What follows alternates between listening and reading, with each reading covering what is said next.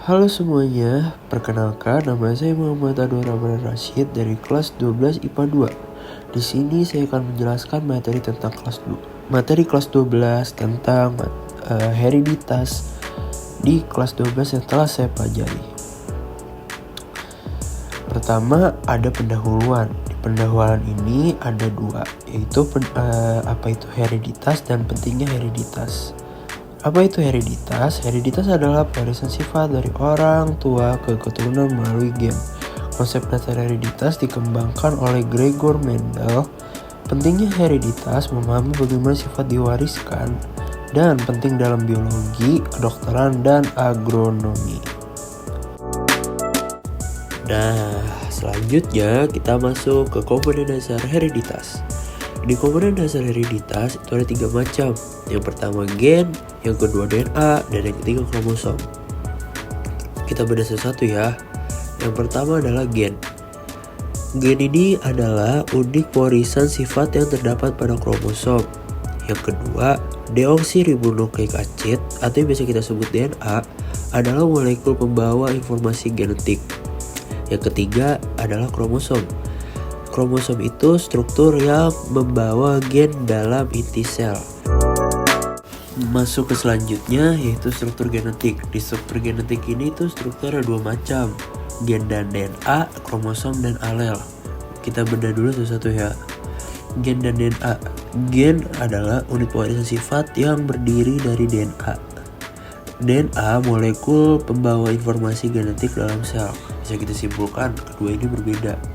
Yang pertama bedanya adalah yang satu pewarisan sifat, yang satu itu adalah pembawa informasi ke dalam sel. Yang kedua adalah kromosom dan alel. Kromosom struktur tempat gen berada, dan alel adalah varian gen yang menentukan sifat. Alel bisa dominan dan resesif. Nah, selanjutnya itu ada hukum Mendel. Hukum Mendelnya itu di sini ada 2. Yang pertama ada segregasi dan asortasi bebas. Di segregasi itu setiap individu memiliki 2 alel untuk setiap gen yang dipisahkan saat pembentukan gamet. Hukum kedua menjelaskan bahwa gen-gen pada kromosom yang berbeda diwariskan secara independen. Jadi 2 ini adalah macam-macam hukum Mendel. Selanjutnya itu ada persilangan monohibrid. Persilangan ini hanya melibatkan satu sifat yang memiliki 2 alel, misalnya warna bunga. Misalnya jika 2 tanaman dengan warna bunga ungu genotip heterozigot U besar U kecil, disilangkan hasilnya akan memberikan rasio fenotip 3:1 ungu banding putih. Diagram unit digunakan untuk menunjukkan kemungkinan kombinasi genotip dan fenotip. Nah, diagram itu ada di sebelah kanan ya. Nah, selain persilangan monohibrid, ada juga persilangan dihibrid. Persilangan ini melibatkan 2 sifat yang berbeda seperti warna biji dan bentuk biji. Dalam persilangan ini ada kemungkinan untuk menghasilkan berbagai kombinasi alel yang menghasilkan rasio fenotip 9:3:3:1 pada F2. Persilangan dihibrid fokus pada 2 sifat yang diwariskan.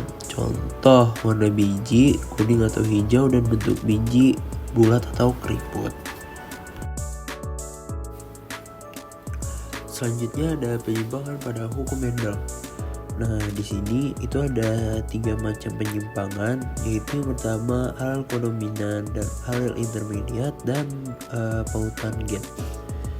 Di sini tuh banyak sekali ya pengertiannya dengan penyimpangannya.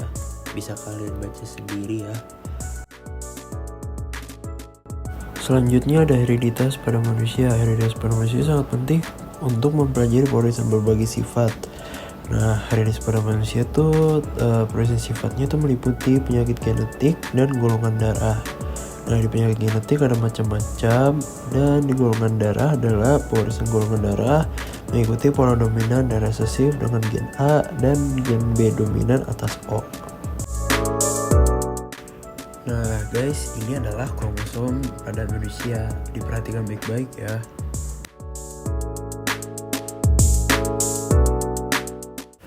Nah, tadi itu adalah tentang hereditas. Saya ucapkan terima kasih terutama untuk guru saya yaitu Miss Gita. Terima kasih telah mendengarkan materi saya. Assalamualaikum warahmatullahi wabarakatuh.